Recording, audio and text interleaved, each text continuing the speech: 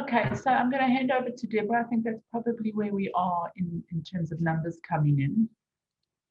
For those of you who don't know Deborah, just a short intro. She's very purpose-driven and passionate about what she does. She loves speaking. It is an absolute gift. She does it with such passion, and her knowledge is incredible. And she just loves passing on and sharing all of this. And I know as we go through these 6-week series, you'll definitely feel the passion. And you'll walk away with something that you can put in your toolbox, as Larry always says, to use down the line. So Deborah, over to you. And if there are any questions, pop them in the chat and we'll moderate as we go along. Thank you so much, Cheryl. And yeah, welcome to everybody. It's always challenging when I sit for a talk and I can't see the faces in front of me. But please, if you've got any questions, pop them into the chat. It's a jam-packed talk today. All my talks, for some other reason, are jam-packed with information. So it kind of is an information overload within the hour. But please feel free to take screenshots with your phone so that you're getting the slides. The slides won't be sent out, so you're welcome to screenshot. Also, you'll have the video following the talk where you can just reiterate or re-go over everything that's there. Please feel free to also take additional notes. I do like to free talk through some of the points that I put up there. But if I am rushing ahead and you feel stuck with something, please put it in the questions.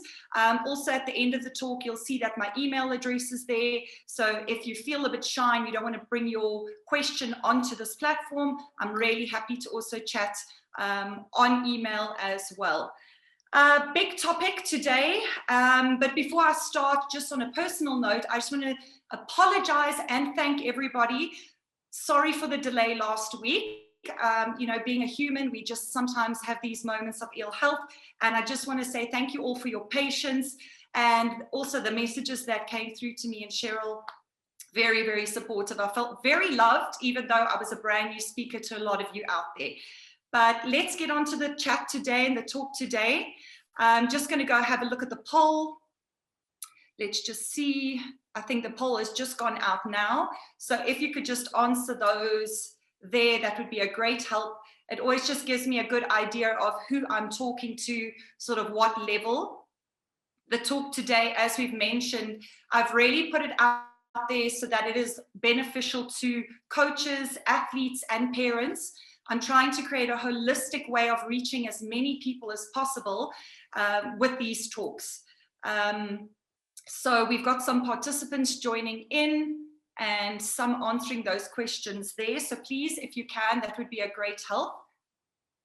And yeah, I'm so passionate about this topic of sports psychology, the components of mental mastery. It's something I feel that is lacking in great deal in sport in South Africa. And I know there are many reasons why this is happening, but at least we've got an opportunity here where I can share some of the knowledge and the information that each and every person can take and start utilizing in their life.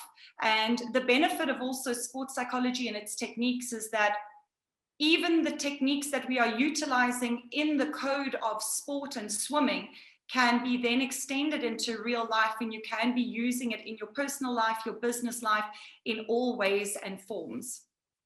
So I see we've got 9 attendees who are still busy with the poll. Any of you can hop on there and just finish that. We'll just give it another minute or so, and then we'll get going. Deborah, can you see the results? Oh, yes. Are they all in? Yeah, 80%. Okay, perfect. Perfect, thank you. So we've got one parent on board, no athletes at present. The athletes might be jumping on video. Like Cheryl mentioned, it was always difficult to identify an exact time. So the video is going to be quite a big thing, but I will be talking strongly to coaches and teachers, a big influence on athletes. And then just as parents are listening in, you'll get a good feel of the skills and the techniques, both from a theoretical and a practical point of view. I see we've got some Learn to Swim teachers, which is great. A strong level 3 Sanjay national type swimmer, which these are the exact coaches and athletes we're trying to target. The sports psychology talk here in particular, we're looking at middle to late teenagers and anybody older. There is a program I've devised for younger athletes as well, but for today, we're going in depth. We have had some people who've had no exposure to the sports psychology, a little and a fair amount. I'm glad to see that there are some that have had a fair exposure, but it's quite an even split. The big thing is if you've been exposed to it, you know, how often are you actually using these principles? And I can see that some are not at all, some a little, and some a fair amount. Very keen to know who's using a lot. So if you're the one person who said they're using a lot, please feel free to jump in. Keen to hear some of your feedback as well. Right, I'm just going to shut the results off, and I think if we can jump in. Right, let's get into screen sharing. Right, if there's any problem with the screen share, please just let me know, and I'll be happy, or you can just, Cheryl might notice the comments and we can go from there. So this course or program that I've devised, in particular this online one, I've termed it Mental Mastery, and it really is about the ability to master the mind. For some other reason, we as humans kind of feel that the mind takes control of us, almost like some kind of separate entity, but the power lies within us to become the master of our mind. It just takes knowing what to do and then practicing that which we know what to do. Just like any kind of physical training, the brain and the mind does need to be trained in order to achieve certain things. And if you can get that mental mastery, it can be life-changing for yourself as an athlete or a coach, but also as a human being. So this mental mastery program is an introduction, an exploration, education, and basic skills development plan for athletes, coaches, and parents.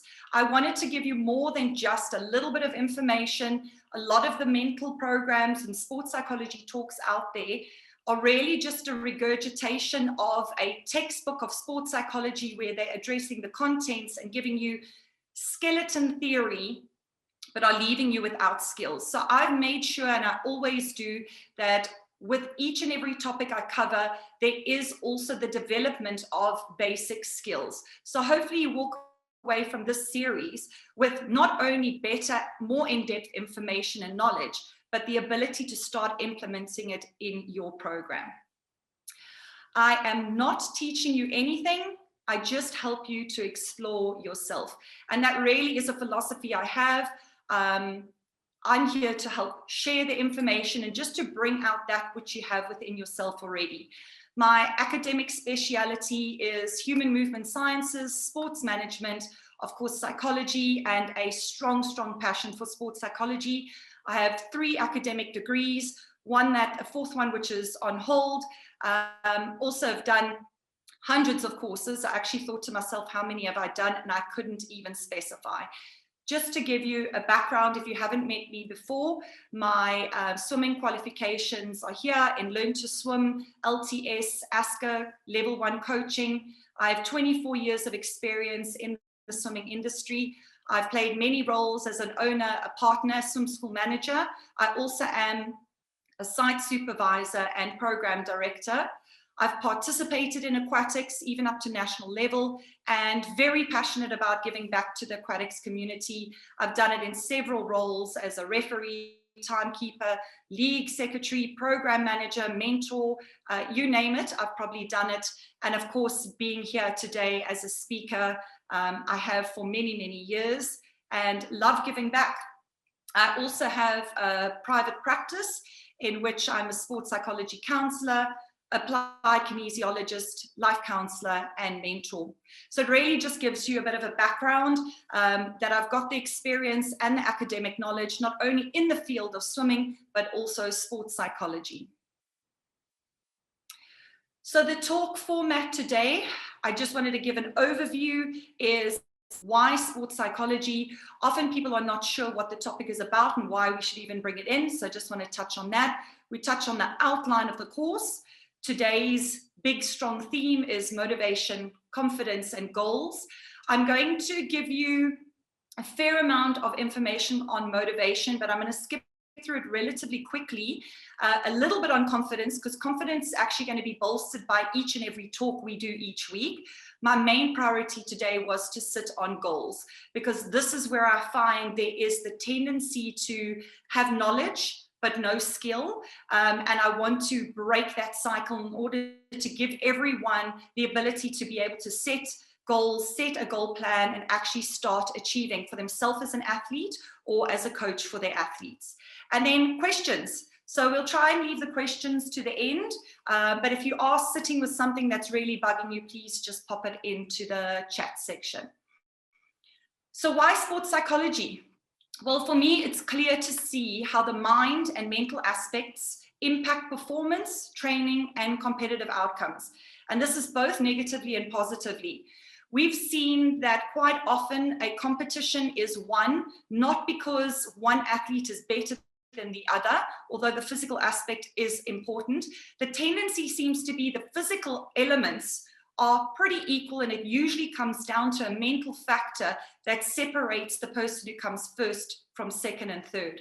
We can also see, you know, we all hear about South African Proteas, the cricket players, and how they're known for choking at the World Cup. This is a clear sign of how mental aspects negatively affect outcomes. So for me, this is quite a clear thing, and I think we see it, we as South Africans who love our sport, see it in both negative and positive ways.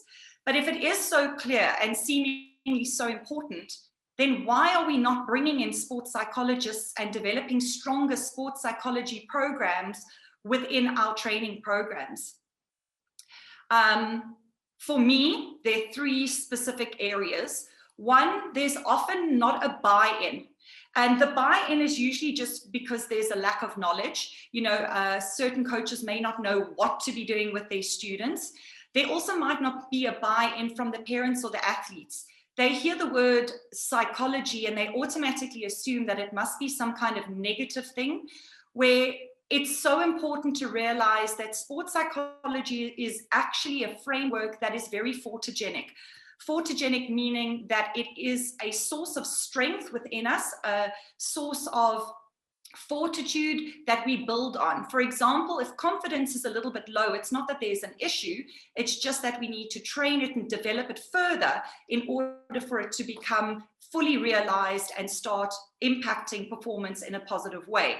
So there's a need to share the information and really get a buy-in from athletes, coaches, and parents, and understanding that this is about bolstering and building mental aspects. And that's why the wording mental mastery became so important for me.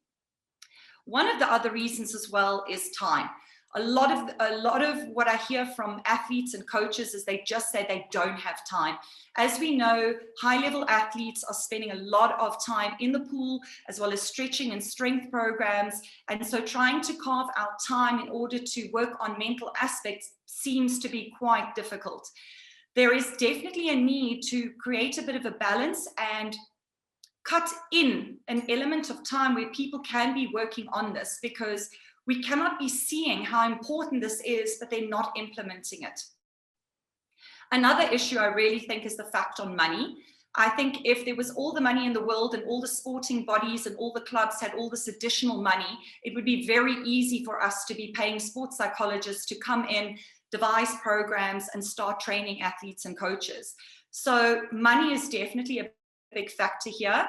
And so for me, if buy-in and time and money are the factors that are slowing us down into bringing sports psychology and programs into our training, I've really wondered what could we do to avoid or overcome this issue.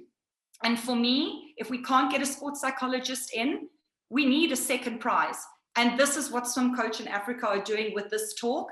And this is why I feel so passionate about bringing in this talk to all people, athletes, coaches, and parents, is if I can start sharing some of the information and skills, then we're already getting buy-in. And we don't have to worry about the money to have a sports psychologist on pool deck all the time. It's even why Swim Coach in Africa have devised it this way, that you could buy a ticket and have a whole family sitting in, or a group of athletes at a club.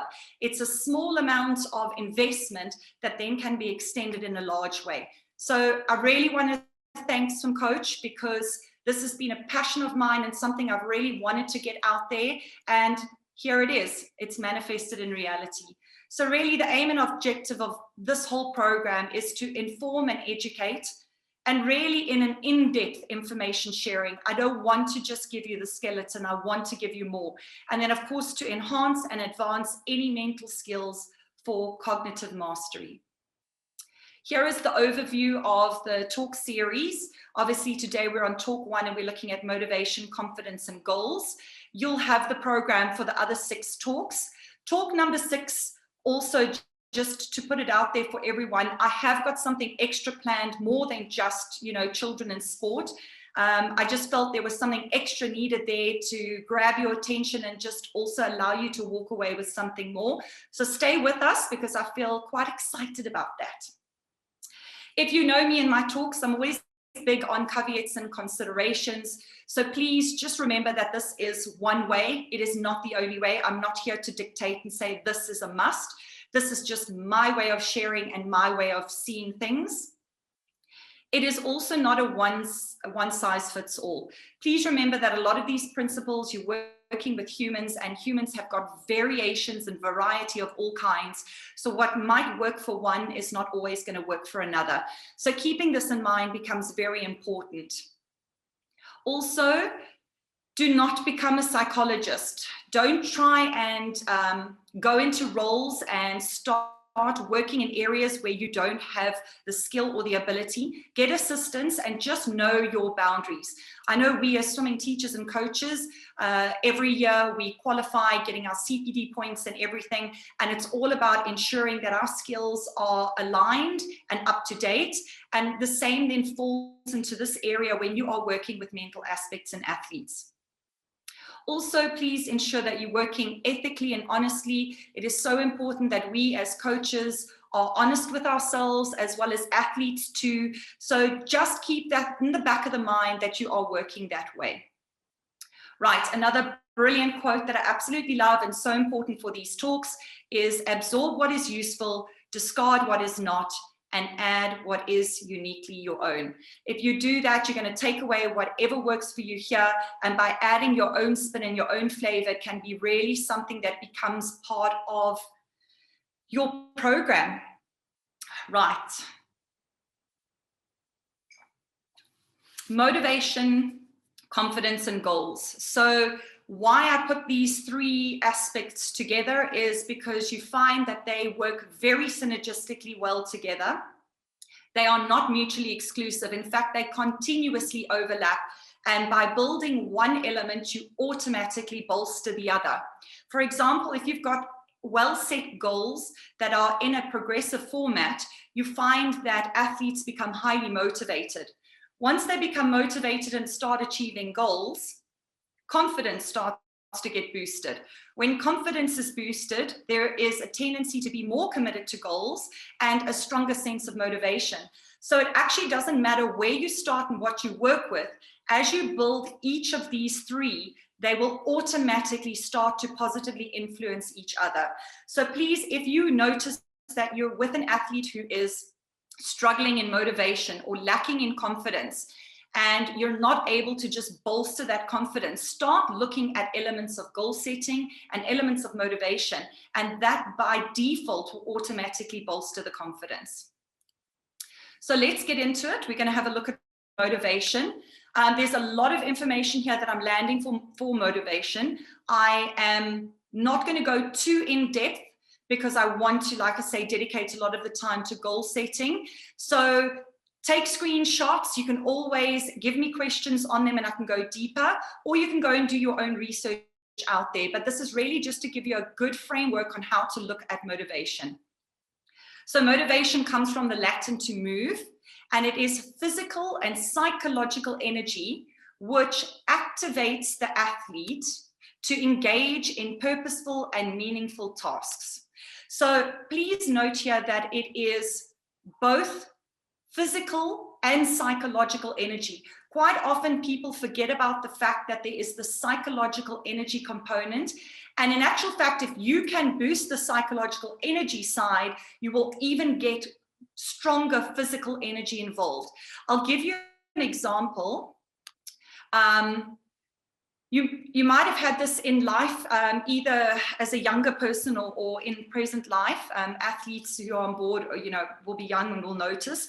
You might have a time where you feel very drained and tired, and school or work is exhausting. So there's a lot of physical energy drain, lack of motivation because you're stuck in the same routine. And all of a sudden you meet a new guy or a new girl that really excites you. You're on your phone, texting back and forth, planning dates, and just meeting that person and that excitement brings a huge level of psychological energy. And suddenly now there's all the energy in the world to be active.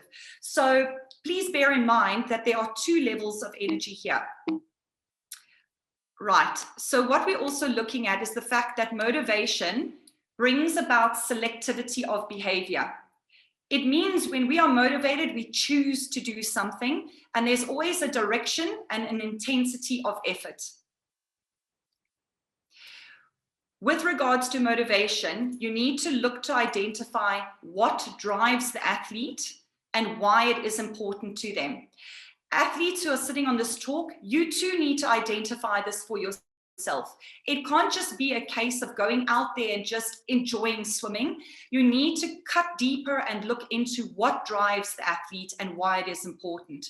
This almost is a case of if you had an amazing car with a really good engine and a tank full of petrol, and it's been serviced, tires, everything is great, and you want to hop in the car and get off to holiday. If you don't have a key to open the door and start that ignition, it doesn't matter what kind of car you have. And this is how motivation serves in terms of working with athletes. So once you've identified these very important aspects, then it is important for the coach or the athlete or the parent or all three to provide a proper plan and direction. Once you've got that key and you've started the ignition in the car, there's no point just standing still. If you want to get somewhere, you need a plan and you need direction. Right, so motivation is not just a personality type. A lot of the time people will think this is the case, which it is not. It has personal characteristics as well as situational factors. Things in the personality or part of personal way of being, you can see individual desire levels, achievement motivation, goal orientation, self-confidence, optimism, and positive expectations.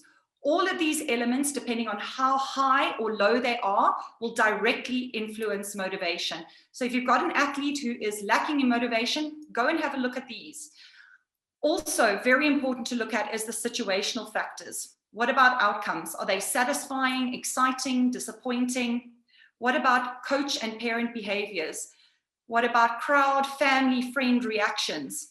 These last 2 points become really big because coach and parent behaviors, as well as friend and family reactions, can be huge factors that are outside of the athlete and their own personal motivation, which could start to interfere positively or negatively with regards to an athlete's motivation. A big part that must also always be looked at is social belonging, inclusion, and exclusion. I've seen it before where an athlete was training at a separate venue than where her coach was. Coach actually quite far away. He was just sending her programs, and over a 3-month period, her motivation just completely decreased. Times went backwards, training became sort of skipped sessions, and when she was actually training, she wasn't putting in her best effort. So things that appear to be small really need to be considered because all of these factors start to add to how motivated or unmotivated an athlete can become.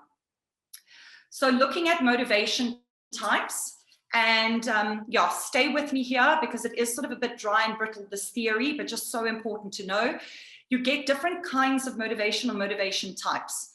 The two most common one that you often hear is intrinsic versus extrinsic. Really what this is just saying is that Intrinsically, you've got internal attributes, internal traits, internal motivation that gets a person going. Internal motivation usually comes with the feeling of being able to do something well, feeling like you're achieving, feeling like you're competent, where external attributes and motivation are usually rewards or looking for external validation. Now, the positive part of the intrinsic motivation is that there's a sense of control. The athlete has the ability to control anything within internally versus externally, there is no sense of control. So if an athlete is relying on positive feedback from a parent or a coach and doesn't get it because it's an external factor, the athlete has no control over the reaction, and then can be sort of negatively impacted. So we're always trying to lean athletes more to intrinsic, but not to say you should throw away extrinsic motivation. Extrinsic motivation can even be that fact of trying to push to get a PB, or trying to beat a specific opponent, or aim for a gold medal. They can really be highly motivating, but you just need to make sure that they're balanced with intrinsic levels of motivation. Other motivation types are need achievement versus competence. You'll see there are certain athletes who are driven with the need to achieve. They want the win, they want the PB. However, others might be motivated through competence. They might want to improve and become the best 200 IM medley swimmer. And so they realize they have to improve in each of the strokes, as well as advancing their endurance and their speed. And once they achieve that, that is their full motivation. Just to also show how motivation really drives us as human beings, from age 0 to 4, we are very driven as little children for autonomous competence, the ability to do things ourselves, the ability to sit, walk, crawl, kick a ball. We are driven by that. There are no external factors here. And then once we get to age 5 and onwards, social comparison becomes quite important, the need to achieve. And we see that with the young kids wanting to beat each other and be the fastest. As we develop older, we like to integrate both. And when you're dealing with athletes who are early teenagers and onwards, you want to make sure that you're integrating both need achievement and competence. If you've got an athlete who's leaning to one more than the other, you might find that there might be a dropout at a later stage. So again, motivation. What is building motivation, or what is behind motivation? These 2 points here really try to simplify what drives an athlete, or what builds their motivation. So number 1 is a level of perceived ability. And the second part is an interpretation of demands. Now, what I really want to point out here is the fact that both number 1 and number 2 are cognitive factors that are linked to confidence.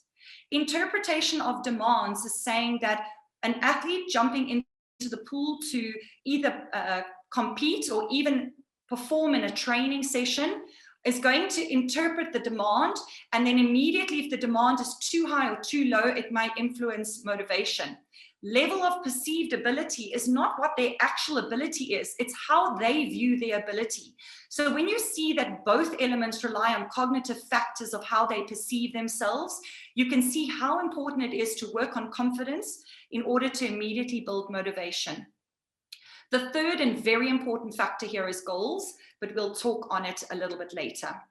So briefly, again, I'm going to also just touch here on factors that influence the motivational climate. This is the environment and things around the athlete that directly influence either in a positive or a negative way. Let's have a look.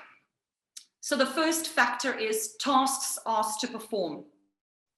If the tasks that are asked to perform are realistic and challenging, athletes are going to get in and be driven and motivated to want to perform. It doesn't matter if it's in training or in competition, it's all about that competence and the need for achievement. However, if tasks are given that are too difficult or too easy, motivation is going to drop off. Athlete, coach, and I've put in brackets, of course, parent authority patterns. These are very big, because if you have a certain authority pattern, maybe you sort of bark like a sergeant general at training, and you've got an athlete who doesn't respond well to sort of negative feedback, that immediately is going to influence motivation. However, on the flip side, you know, if you understand how your athlete works and functions, and that they function on a certain kind of feedback, giving them the right kind of authority pattern and feedback allows them to feel more and more motivated. We see this with swimmers across the board. It doesn't matter what their age is. So please ensure that the authority pattern matches. Also, coaches, ensure that parents aren't interfering with their authority pattern as well. We have seen it before, and it can be quite detrimental to athletes, and we don't want to lose an athlete because of that. It's a very sticky situation, but through proper communication and maybe sit-down meetings with the coach, parent, and athlete, they can also be worked around. Recognition systems, very, very important. You can develop different styles and different ways in order to bolster motivation. Please remember, in swimming, although it's a very individual type of sport, that you still at training, you're working together as a team, as a squad. So don't just set up individual systems of recognition. You can set up team ways of doing this as well. Athlete ability groupings, very important. If you've got a swimmer in the wrong grouping, and again, it doesn't matter if they're in a group where the athletes are way more advanced or way sort of far behind.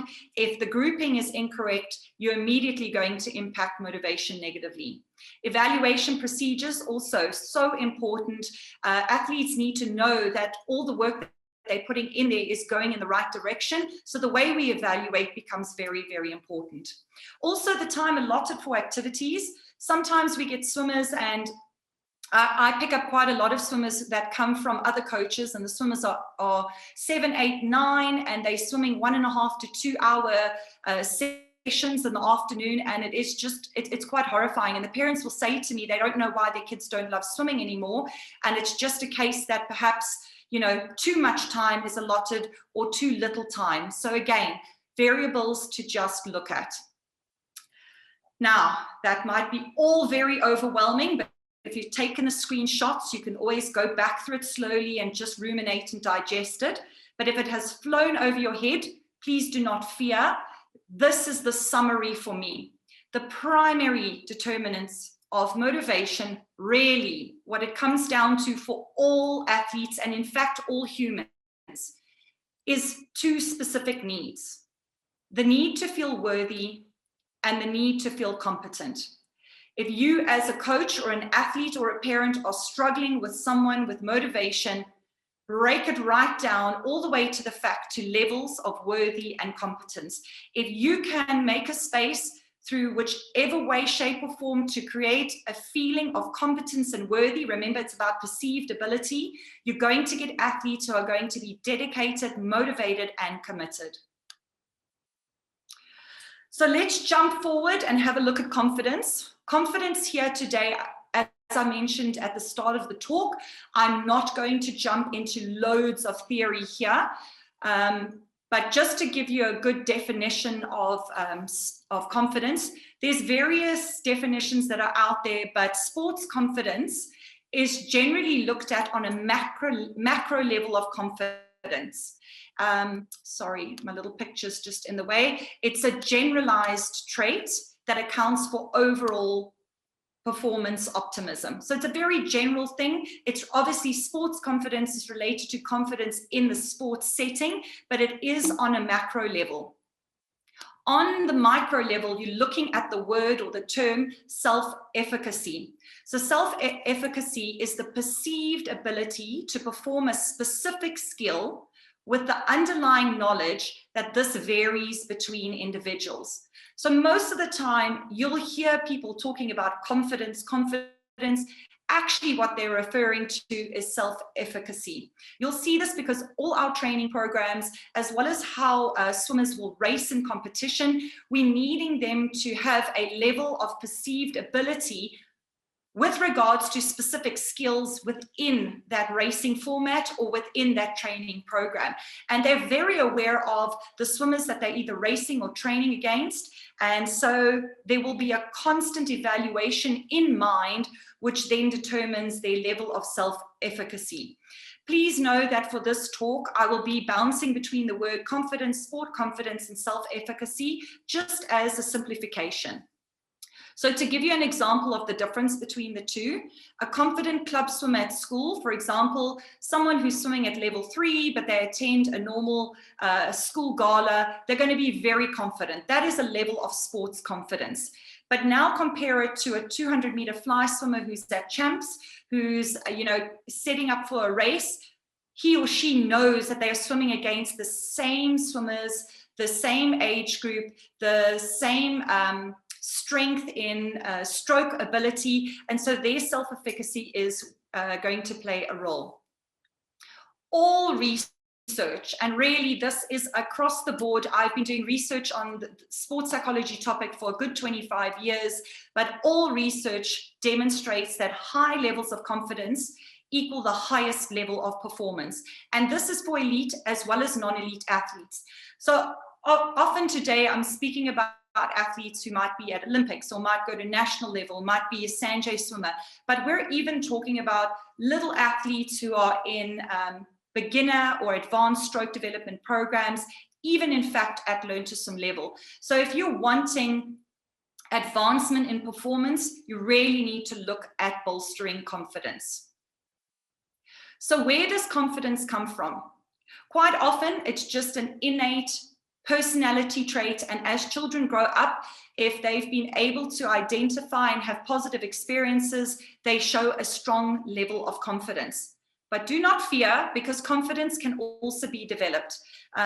Maybe you've heard of the nature versus nurture debate. In psychology, there is a huge debate. Is it nature? Is it everything dependent on our genetic makeup and our personality trait? Or is it nurture? Can it be through our environmental and social experiences? For me, it is both. It is definitely two elements, and you will find that in certain athletes, it might be more innate and less developed. And in others, you could have a personality trait that is very low in confidence, but you can 100% build that confidence through the development. So never think that an athlete cannot be successful if they don't carry the personality trait. So how are we going to build confidence? Well, we know that motivation and confidence are linked to perceived ability. And the perceived ability is the clue, perceived. It's coming down to how one sees themselves. So if you work on building motivation, if there is anxiety and you give them skills like relaxation or breathing skills in order to work with anxiety, immediately anxiety levels go down and confidence comes up. What about skills such as self-talk or developing positive beliefs? There are many, many aspects, and like I mentioned, we will be addressing each of them through each and every talk. Confidence is an underlying factor that is in all the talks of this series. So I will keep mentioning it, but know that by the end of the six talk series, you will have a clear idea on how to build confidence.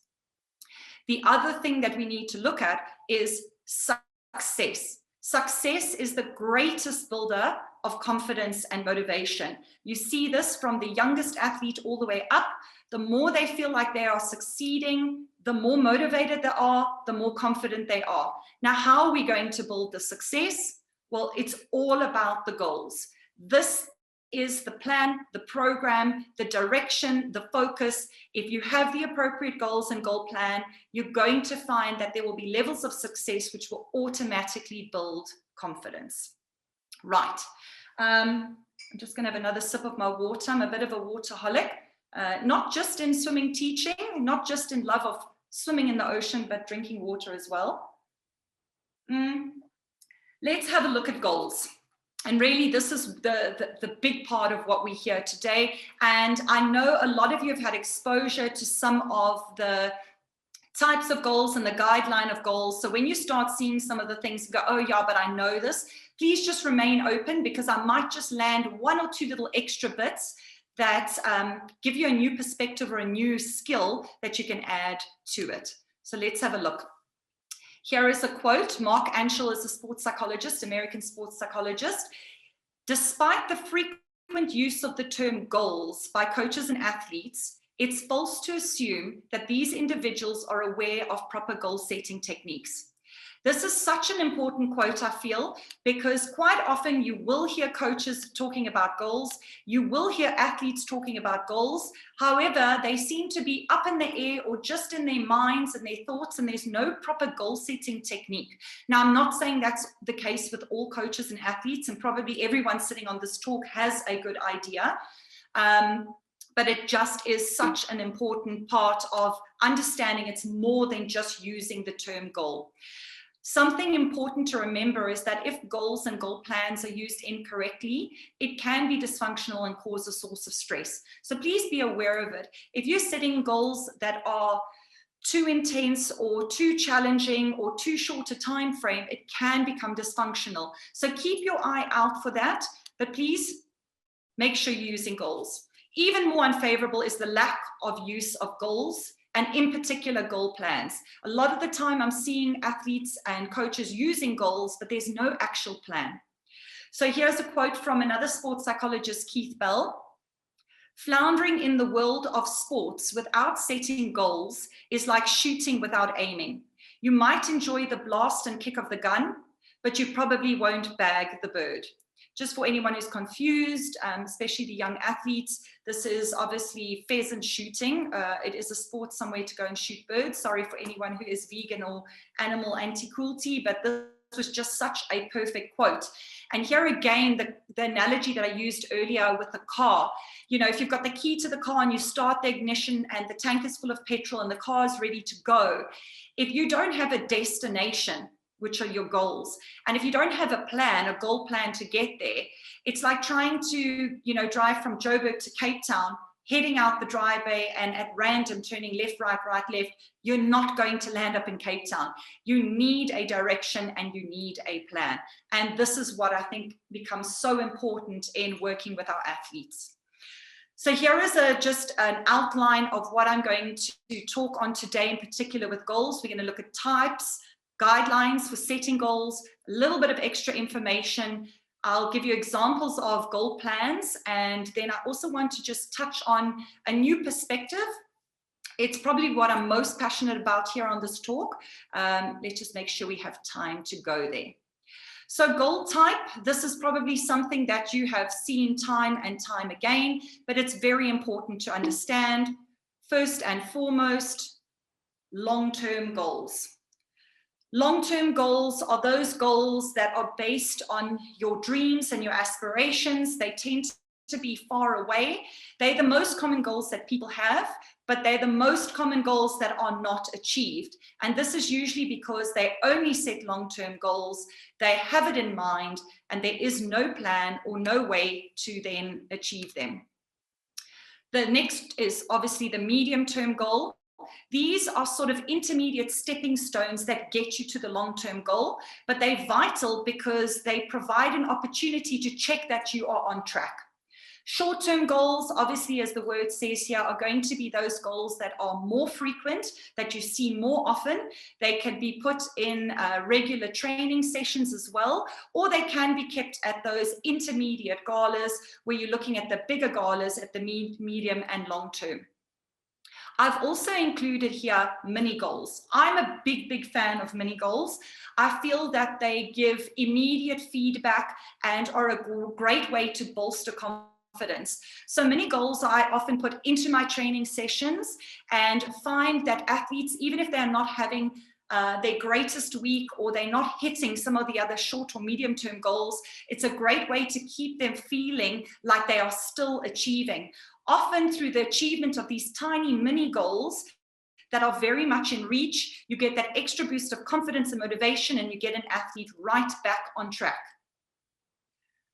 Other goal types, which again, I'm sure people have heard of, but for those who might not have, there are 3 specific types of goals. So obviously what we've just seen relates to time. These are specific ones, outcome goals. Outcome goals are the ones that you look at that have a specific outcome. It is maybe coming first or receiving the gold medal. As you can see, the second one we've got there are performance goals. Performance goals are related to performance, very much what we as swimming coaches look at, specific performance types and PBs. The third one that we're looking at is process goals. Now, I'm a huge fan of process goals. They are a great way at keeping swimmers focused, improving technique, building all the little parts that create the optimal competition or race. Process goals usually lead to a achievement of performance goals and outcome goals. I often find that outcome goals kind of leave a lot of space for error to creep in, where if you create a combination of these goals, you'll find that one leads into the other and you have a lot more success. Here is a bit of extra information just for those out there. You might come across certain information that talks about ego-orientated goals and task-orientated goals. I'm just landing this information because I don't want you to come across these two topics or titles and then you think, well, what are these? Deborah didn't talk about it. It's just a different version of the previous slide. So ego-orientated goals can be 100% outcome goals. They could also be looked at as performance goals. Task-orientated are definitely process goals, but you can often include performance goals here too. So let's have a look. Orientated goals, wanting to beat an athlete or to win. They are the highest motivating goal that you can set, but however, the motivation is very short-lived and can be very unstable. It's also one of the types of goals that is going to lead to increased anxiety because the pressure is on to try to win the race or beat the opponent. If it is not done due to whichever factors, you're going to find that motivation is going to drop. It's going to be very short-term or become unstable. So it is best to rather look to go to the task-orientated with the performance and process goals. Also found that if ego-orientated goals are the main focus, you're going to get the greatest rate of dropout. And for all coaches and athletes, we don't want people spending years of their life advancing themselves and then dropping out just because they've set the wrong goals. Task-orientated goals, here we're looking at an example of maybe achieving a PB or hitting all the task goals in a race. We know as coaches and athletes will hear the feedback from coaches before jumping into a race that there's specific things like dive, underwater, break out, the quality of the turn, stroke rate. There's certain processes that we want to make sure and tasks that we hit in order to achieve. The advantages of task-orientated is it produces an athlete with a strong work ethic. You have a lot of persistence in the face of adversity or failure because they can constantly work on each and every task, and that gives them that persistence and ability to continue. It also ensures optimal performance. It's like putting all the puzzle pieces together. If each task is achieved, then for sure you're going to get that optimal performance. It protects against frustration and lack of motivation with better athletes. In our squads, we're going to have some who are stronger and some who are not as strong. If you've got these task-orientated goals, then it's all about them and their achievement of their tasks and not the comparison to other athletes. There's also a tendency to pick more challenging and realistic tasks. Because the tasks seem to be achieved, athletes are motivated and then they want to pick something more challenging. It decreases their fear of failure. It increases self-efficacy. It increases the belief that one can improve through effort, great work ethic and the belief that it's within their control. And for me, quite honestly, task-orientated goals have no negativity to them. Let's have a look at some extra goal information. So the process of goal setting is motivating to athletes. Why? It gives them a sense of control. It gives them a probable plan and direction. It increases their motivation, self-confidence, and self-responsibility. This is such a huge one because we can do all the coaching we want, and parents can do all the driving and paying of fees, but it's all about that athlete getting into that pool and giving their best. Coaches who make time to discuss aspirations make it highly motivating for athletes. Athletes become highly motivated when they see that the coach is into what they're wanting to achieve. It also promotes communication between the athlete, the coach, and the parent, and it clears up misunderstandings and can spot any false motives and covert goals. Now, I'm putting in covert goals, and this is for coaches, athletes, and parents. You might not have heard of this term, but it is something that goes on. So covert goals are those sneaky little goals that people have in the background that they're hoping to achieve that could actually sabotage what you are trying to achieve. For instance, a coach might have an athlete who is trying to achieve a certain high-level long-term goal.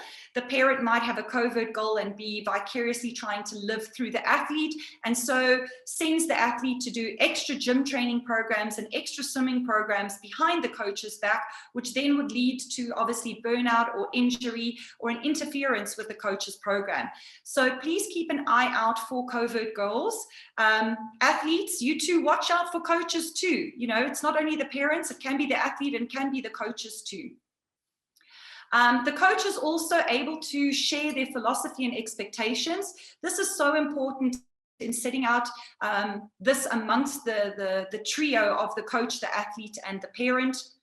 And then, of course, once you have created a goal plan, this leads to a tangible plan of action. This is such an important term that I've put down here, because in life, there is a massive amount of use of goals, words of goal setting, but quite often goals are not achieved and then people don't understand why, and it's usually because there is no tangible plan of action. So let's have a look at goal setting guidelines. In goal setting guidelines, we've all heard of SMART goals, and if you haven't, I'll briefly fill you in here. The acronym SMART stands for specific guidelines in order to set your goals up. So we're looking at S, which means specific. Your goals have to be very clear and specific. You can't just be trying to do your best. They need to be measurable. But lucky with swimming, it's quite an easy way to measure goals through certain time achievements. So setting goals that have the parameter of measurability becomes quite easy. You also need to make sure that you have an adjustable goal and goal plan.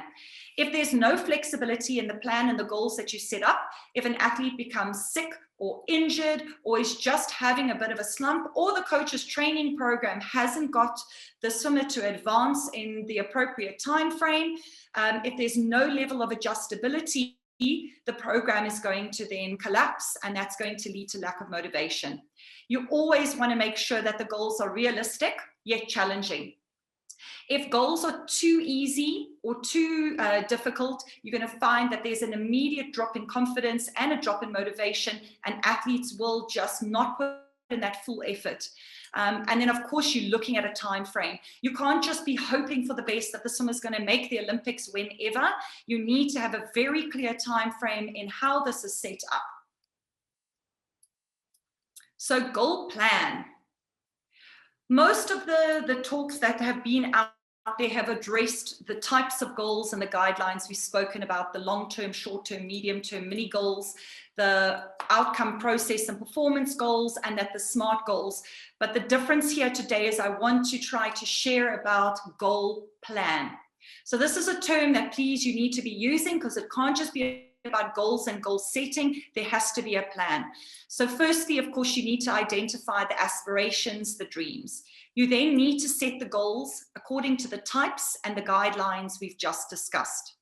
The aspirations and goals are the fuel to achievement. So if we use an analogy of a fire, the goals that you set are like the blocks of wood that are going to be the fuel for the fire. But it's pointless if you don't have fire. You can't have this perfect little teepee of wood if there is no fire. So how do we get fire? Well, in order to light the wood, you need a match. And the match that lights it is the actual plan. Once you have the plan, the match lights the wood, the fire that burns the wood, that fuel, that fire, that is the action. If athletes and coaches don't devise a plan with set goals and then implement it, no wonder that there is no achievement. So just keep remembering this. An important factor for me as well is you want to build a goal plan and program that's in alignment with your future self. So you need to be working from your future back to the present moment. You've got to imagining if I am that Olympic athlete, what is it going to take for me to achieve that? And then work your way back. So let's have a look at how do we create a goal plan? Because this is the biggest thing here, this is not going to serve anyone if I sit here, you know, giving you all the theory, but then how do we actually create the goal plan? So what I've put here is a couple of slides together. It is very simplified and general, but it is just a way to visually see how you can create the plan. So here, first of all, the optimal way is just to identify a timeline and first have a look at that long-term goal. So you can see in the bottom right, I've put Olympics, Paris 2024. If you follow the timeline at the bottom, you can see it's a 5-year timeline. Please know that this was set in 2019 before COVID. So if there are any adjustments and changes here, then please just ignore it. You know, I have to follow what at least we had prior. So the big goal, the long-term goal is Olympic Games. As you can see, we've got other FINA champs, Commonwealth Games, all the other competitions set specifically in the timeline. These would then become the medium-term goals.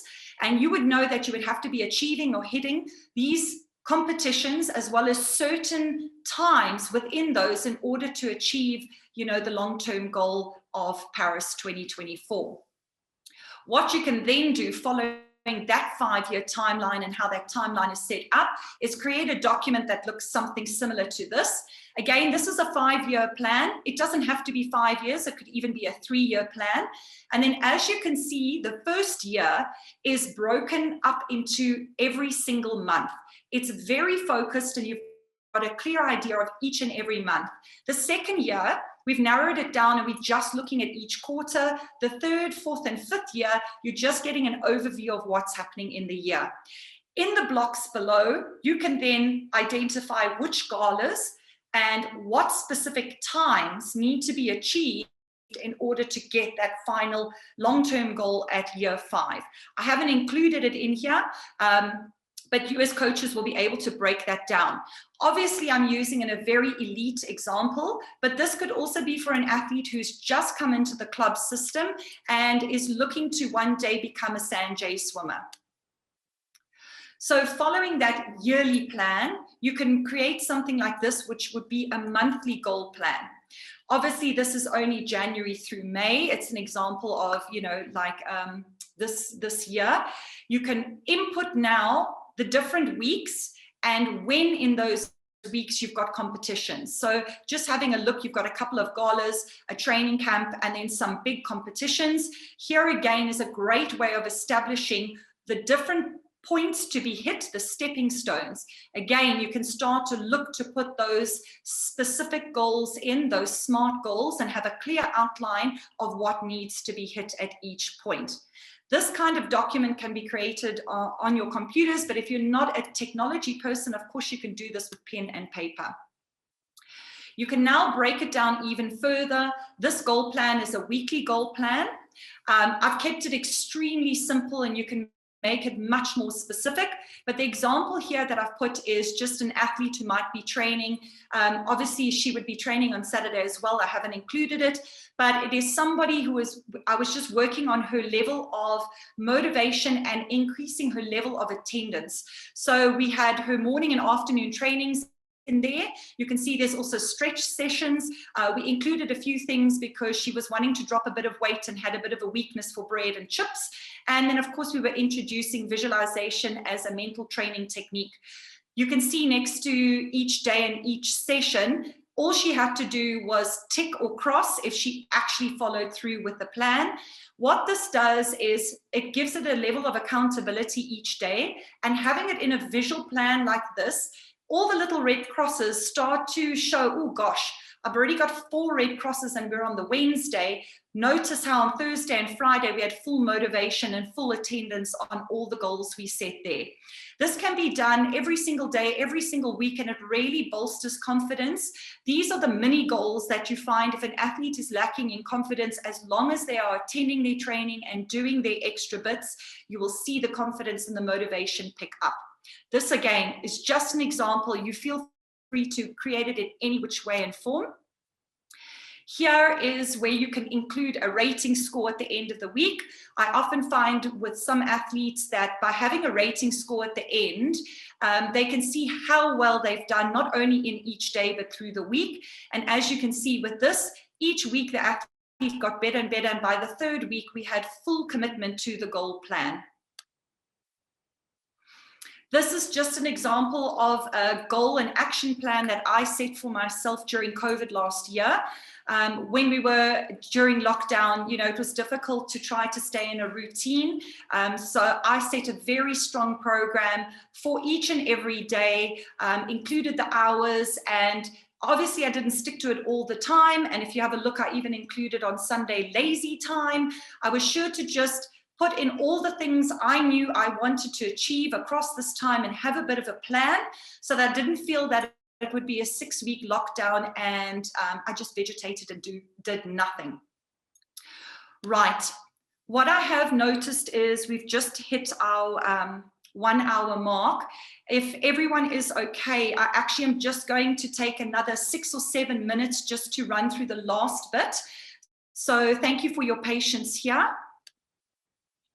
So why do goal plans fail? And I hate a negative question. So being a sports psychologist and all about the mind, I've reframed it and said, how do we ensure goal plan success? Now this is key. These two factors here are the foundational factors for goal achievement. And if you are a coach or an athlete or a parent or any human in life who's finding that they are not achieving the goals that they set, these are the two important factors you need to have a look at. So firstly, consistency.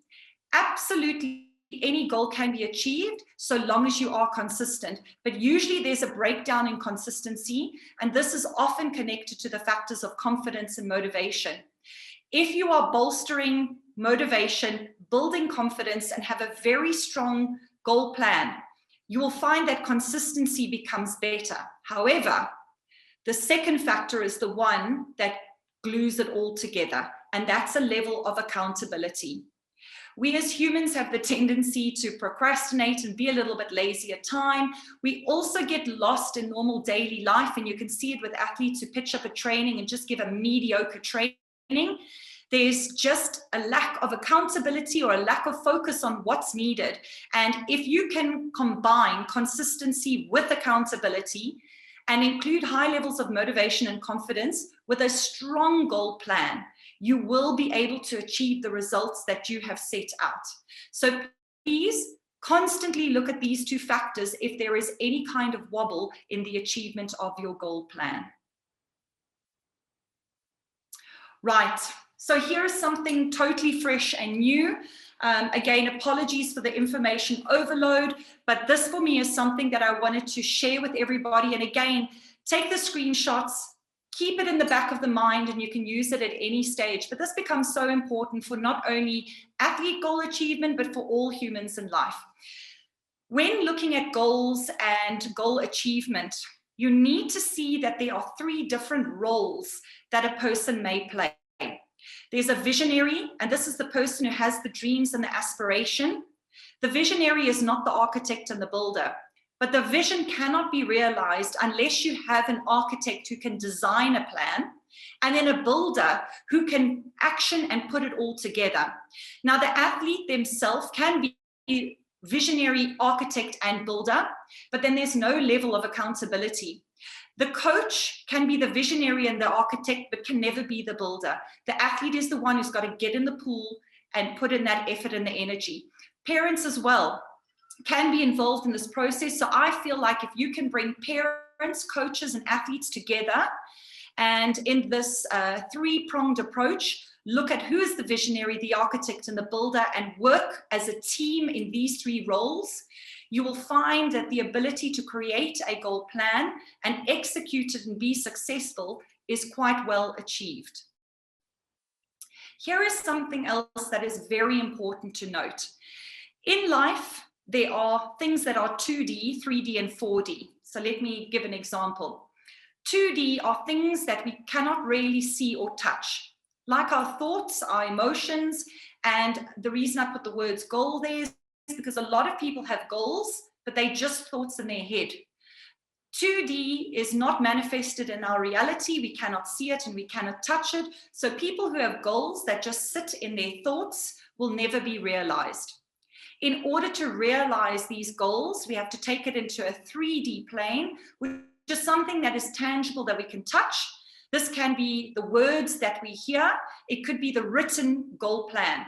And please, it is so important to bring it into a written format. It doesn't matter if it's on a computer screen or if it's on a piece of paper, but taking it out of the mind and putting it into a real, tangible, touchable framework moves it from a 2D reality into a 3D reality.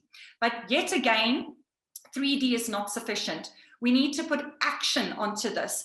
And this is where the athlete becomes the builder, is actioning the plan, the architect that the coach has put into training, into competition.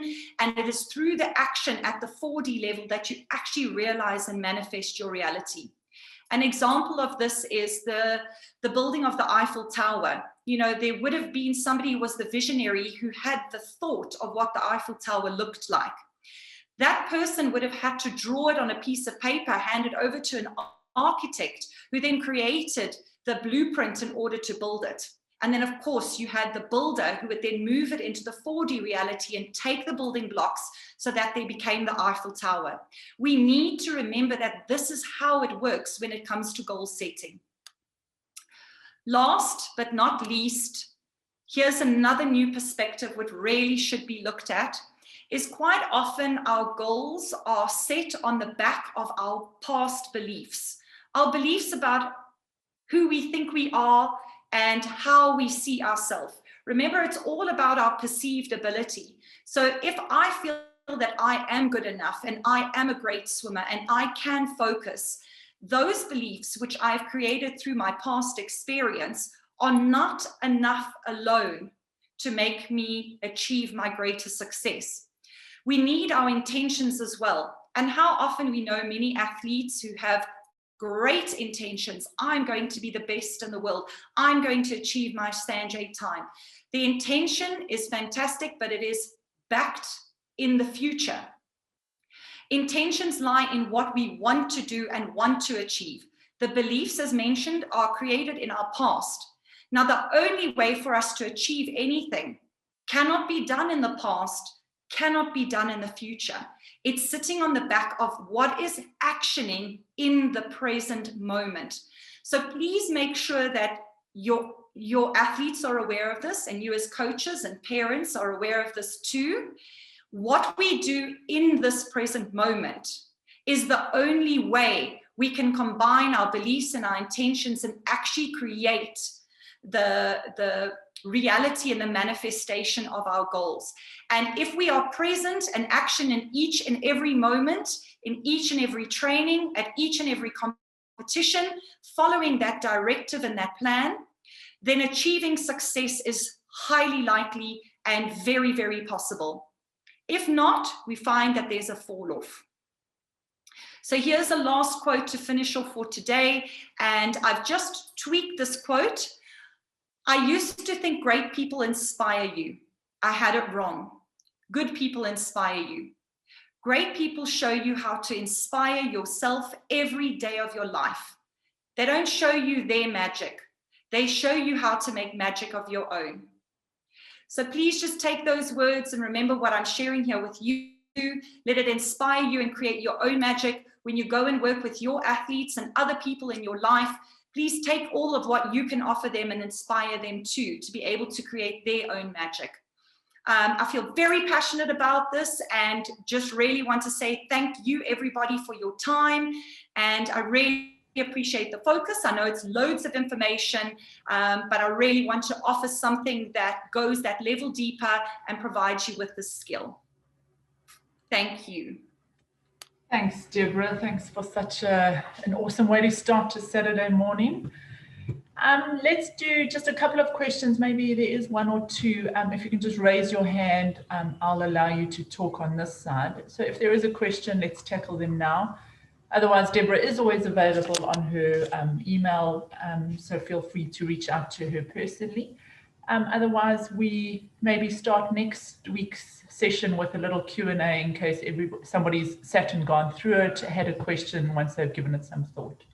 Yeah, I think that might be a great idea. I know I've overrun, very respectful of everyone's time, but also know a lot of I don't see any questions popping up now. So I think let's leave it there. Perfect. And if there are questions, maybe we can start with it. Perfect. Excellent. Thank you, everybody. Yes, have a wonderful weekend and be well. Thanks, everyone. Cheers.